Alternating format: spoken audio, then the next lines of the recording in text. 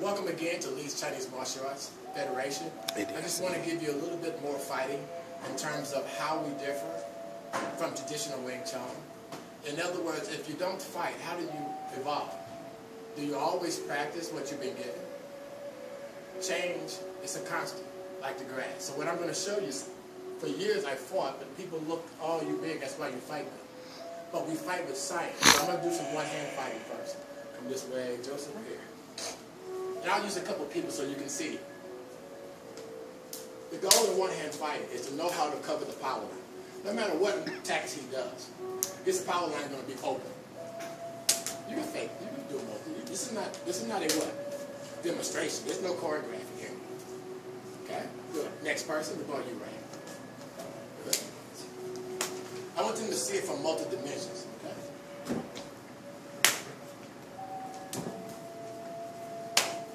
See, when you have good defense, you don't have to what? You don't have to choreograph movement. You don't have to what? Tell people, hey, don't do this, don't do that. This is all just defense. Offense is a little different. You see his head. His head. See, it's hard to fight if you have to keep your head up. His head is not standing up slow now. His head is not standing up because I want him to. See this hand? Every time his head comes forward, I put my hand here. Now, that's not to say hello. If they don't stop, I do this first. Come slow. This. Let's say they continue to go from that point. Okay.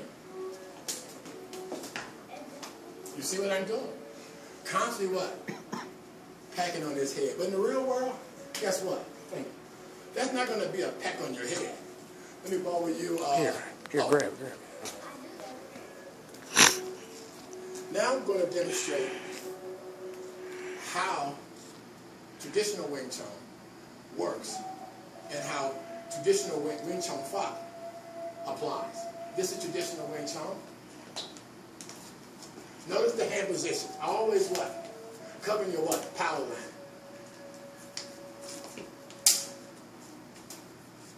Notice his head always what? Exposed. That's just basic blocks. But I can get a little bit more tricky.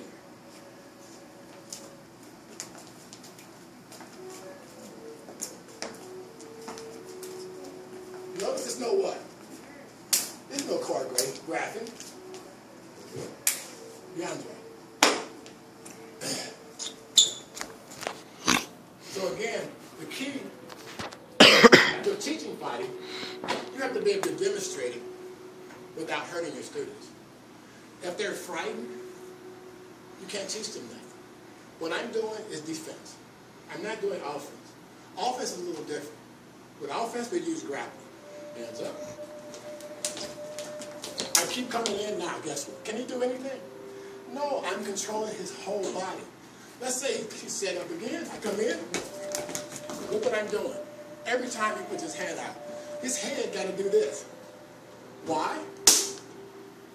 You're not going to recover. See, in the sport martial arts, there are rules. But in traditional Wing Chun fight, guess what? There are no rules. My hand is always aiming for his head. Then we have grappling. You probably say, what is grappling? Well, I'm too old to be running around the floor. So what I do in the real world, everyone has to set up. When this hand comes up, I come in. You probably say, how's that grappling? His hand comes up, I come in. Now, can he move? He may try. You see it. Can he do anything?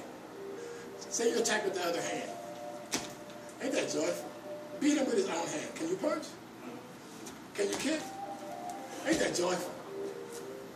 Knowing how to use one arm to control your opponent. It can get as deep as, I can use that same hand to hit yourself in the head with it. Yes.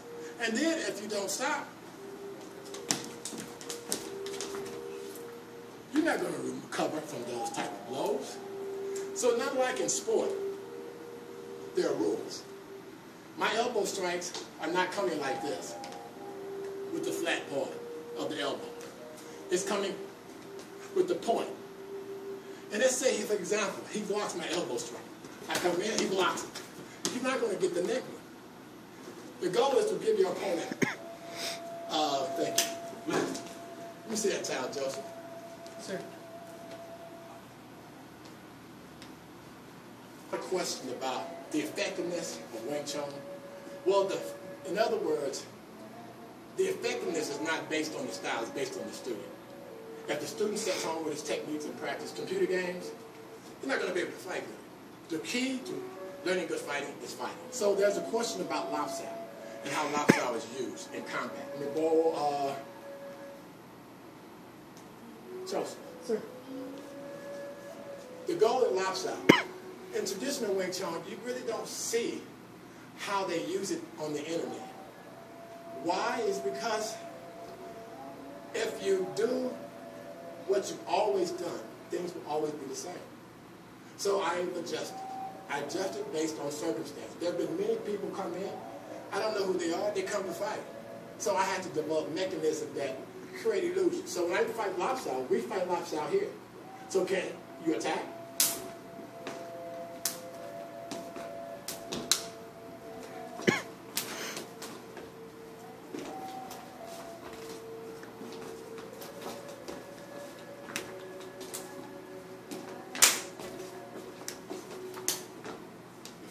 So your goal in Lap Sao, let me borrow you again, come back here, Joseph. The goal in Lap Sao, my hand here. If he comes here, lops to his nose. He comes below, I pop down. He comes high to the head. So Lap Sao is about setting your opponent up. It's about traps. Let me borrow you, right? The trap is set by showing your opponent holes. Vulnerability. So when I set up like this, he said, wow, that looked good. Let's say I'm here, and I say he throws a kick. Slow motion. I come down on the kick, and I come over. Why? Because I want to get to that strike before his foot hit the ground. So he does it again, and it kind of say he wants to keep playing. Notice where his head is. Whenever I block that foot, the head got to come down. And when it comes down, my hand will be right there, waiting. Okay, now this session is about the application of Chi Sao. You go on YouTube and you see all these negative responses about, well, Wing Chun don't work, Lap Sao is ineffective. How does Chi Sao work against a street fighter? Let me borrow you DeAndre. In other words, Chi Sao is not a system that you fight with by itself, but it's a tool to get close to your opponent. There are 3 levels of ranges of fighting. This is long range. That's when my opponent is at a distance. He got to come close to get me. This here is short range. I want to get to his arms and grab.